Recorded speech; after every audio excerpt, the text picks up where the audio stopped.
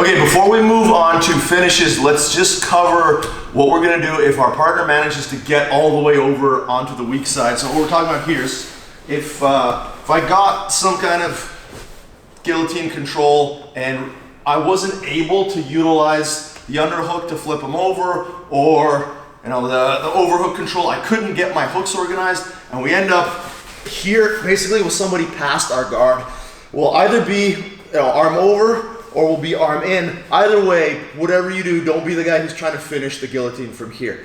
The main thing we need to recognize is that the alignment scenario is not sufficiently in our favor to be attacking a finish, right?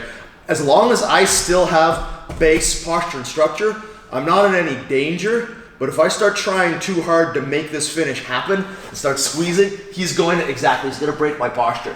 Once he does, you're actually vulnerable for that Von Flue style choke, the arm in. So let's rearm a second. When this happens, in the moment that it does, like you notice where Rory's arms are, they're gonna be low. It's not like he's gonna appear in side control with a crossface. This won't be in evidence yet. So let's just go through how we're gonna end up here. I will have secured the guillotine control momentarily, and Rory will have kept his arms close, accessing one of my legs, and he will have hopped over exactly. So we'll either be here, let's just sweep down a little bit. So we'll either be here seated, or we'll be on our back, but our partner's arm is still going to be down. In this scenario, it's gonna be important for me to let go of my hand, and I'm gonna lift up a second.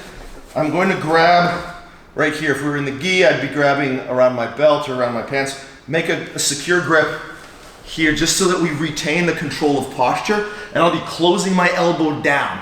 While I do this, I'm gonna perform two actions. One, I need to prevent Rory from coming forward. If he starts to drive this shoulder up and get this arm high, and nothing I do is going to work. I'm gonna have to bail and just defend side control.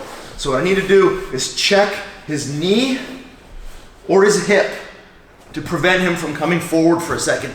So as he's reaching for my head, I should be able to hip escape. He's gonna keep his left knee in front so that I can't quite get back to my guard. Once I have created this scenario, you notice I've turned on my side. Try to cross face me now.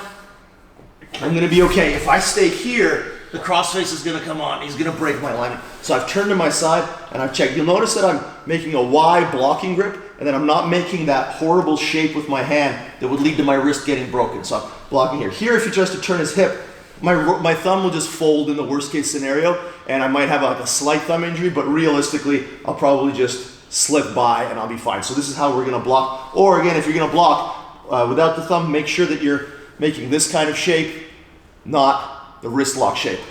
So I'm here and I'm on my side. I'm now gonna start to build my base. And I'm gonna try to slip my knee back in. This won't always work because Rory will be chasing me.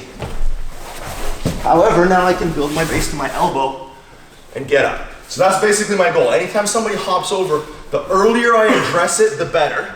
So if I got here and Rory hopped over, I would wanna base my hand out.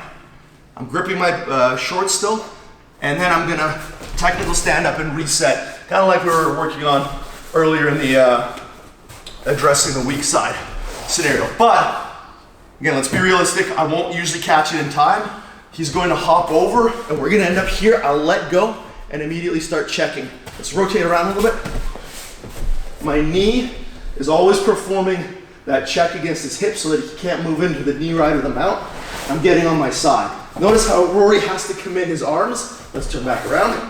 Rory has to commit his arms to keeping my legs out of the guard.